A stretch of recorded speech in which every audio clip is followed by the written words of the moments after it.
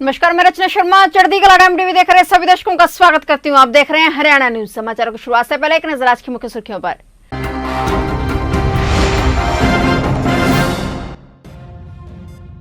बड़ौदा विधानसभा उपचुनाव में भाजपा को बड़ा झटका। बड़ौदा विधानसभा उपचुनाव में कांग्रेस ने जीत की दर्ज।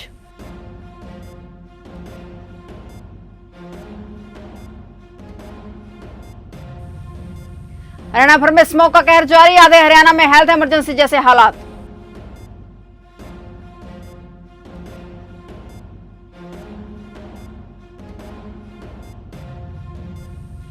हरियाणा में आए दिन बढ़ रहे महामारी के केस। 24 घंटे में 2427 आए नए मरीज।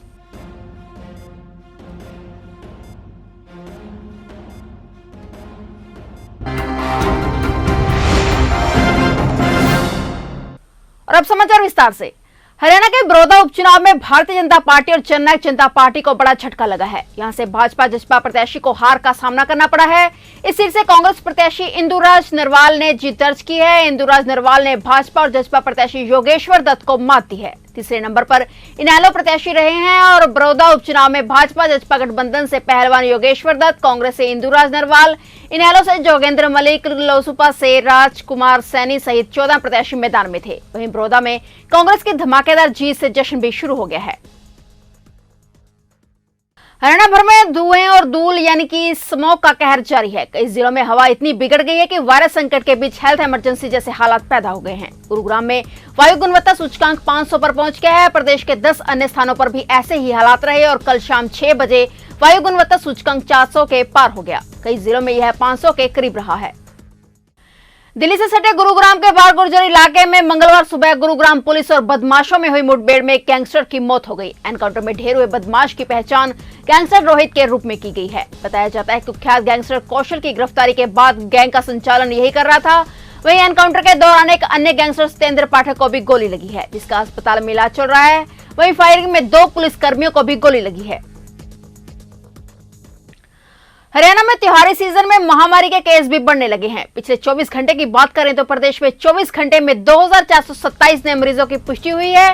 वहीं 24 घंटे में 7 मौतें भी दर्ज हुई हैं। इसी के साथ हरियाणा में महामारी से संक्रमित मरीजों की संख्या 1,85,231 तक पहुंच गई है, जबकि प्रदेश में वायरस के कारण कुल मौतों का आंकड़ा 1,919 तक पहुंच गया है। हरियाणा में 16,717 एक्टिव केस है, जबकि 1,66,595 मरीज वायरस को मात दे चुके हैं। हरियाणा सरकार ने गन्ने के भाव में 10 रुपए प्रति क्विंटल की बढ़ोतरी की है। अब किसानों को प्रति क्विंटल 350 रुपए भाव मिलेगा। गन्ने का मूल्य 340 रुपए प्रति क्विंटल था। 350 रुपए प्रति क्विंटल भाव देश में सर्वाधिक है। सीएम मनोहर लाल ने इसकी घोषणा की। उन्होंने कहा कि सरकार किसान हित का हर निर्णय तत्परता से ले रही है। रबी बुआई सीजन के लिए 2 जिलों सिरसा व पलवल में कृषि नलकूपों के लिए बिजली आपूर्ति अवधि 8 घंटे से बढ़ाकर 10 घंटे तक कर दी गई है। बहादुरगढ़ के फुटवेयर पार्क में स्थित एक फैक्ट्री में मंगलवार सुबह भयानक आग लग गई। इससे लाखों का माल जलकर राख हो गया।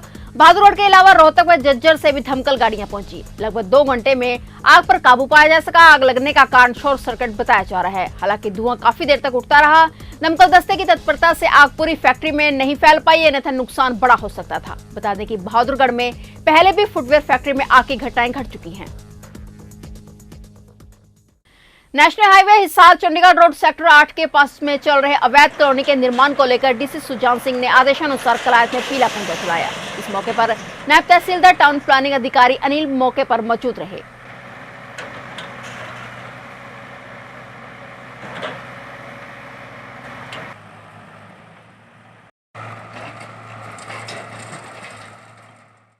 राष्ट्र में सनातन धर्म की सुरक्षा के लिए राष्ट्रीय बजरंग दल के प्रमुख कार्यकर्ताओं की विशेष बैठक हुई, जिसमें निर्णय लिया गया कि क्षेत्र के अंदर किसी भी प्रकार की हिंदू विरोधी, राष्ट्र विरोधी, आतंकवादी व लव जिहाद की गतिविधियों को बर्दाश्त नहीं किया जाएगा। क्षेत्र में किसी भी बहन बेटी को किसी भी प्रकार की समस्या हो, वह उस पर कोई भी शक्तिशाली वर्ग किसी भी प्रकार का गलत दबाव बना रहा हो, तो वह लड़की राष्ट्रीय बजरंग दल के सैनिकों के पास मदद के लिए आ सकती है। इसके अलावा दीपावली त्योहार के शुभ अवसर पर क्षेत्र में मिठाइयों में यदि कोई भी मिलावट करता है तो उस पर सख्त कार्रवाई होगी। हम सभी राष्ट्रीय बजरंग दल के कार्यकर्ता हैं और हमारे मेन कार्यकर्ता आज बैठक में बैठे थे। एक तो जो एमडीसी के अंदर अभी पिछले हफ्ते 80 गौ माता की मृत्यु हुई है, उसके लिए हमें शासन प्रशासन से हमारी मांग है उस पर तुरंत और निष्पक्ष रूप से कार्रवाई हो, क्योंकि इसमें किसी प्रकार की राजनीति न हो। नहीं तो राष्ट्रीय बजरंग दल डीसी प्रशासन का इसमें घेराव करेगा, क्योंकि शासन प्रशासन के हाथ में कंट्रोल पावर है इस चीज़ की। इस पे निष्पक्ष जांच और जो भी दोषी है उसको कठोर सजा दी जाए। दूसरी बैठक हमारी ये है कि हमारा रायपुरानी क्षेत्र के अंदर चाहे वो भीम आर्मी हो, ईसाई मिशनरी हो या मुस्लिम लीग समाज हो, कोई भी हो, हम देश विरोधी और राष्ट्र विरोधी ताकत को हम यहाँ बर्दाश्त नहीं करेंगे। समरसता यहाँ बनी रहे। कोई भी अगर ऐसा एजेंडा होता है तो उसके लिए हम सख्त कार्रवाई प्रशासनिक तौर पर करवाएंगे।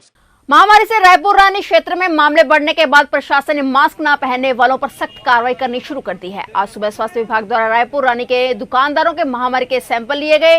वहीं क्षेत्र के इंसिडेंट कमांडर रमेश वर्मा ने मास्क न पहनने वाले दुकानदारों के चालान काटे।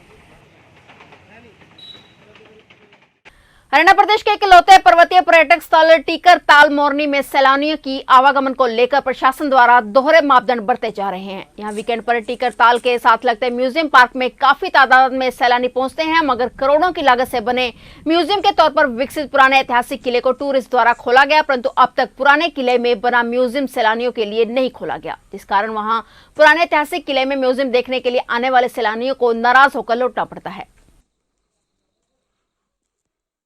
फिलहाल हरियाणा न्यूज में इतना ही। तब तक के लिए देखते रहिए चढ़ती कला टाइम टीवी और मुझे दीजिए इजाजत। धन्यवाद।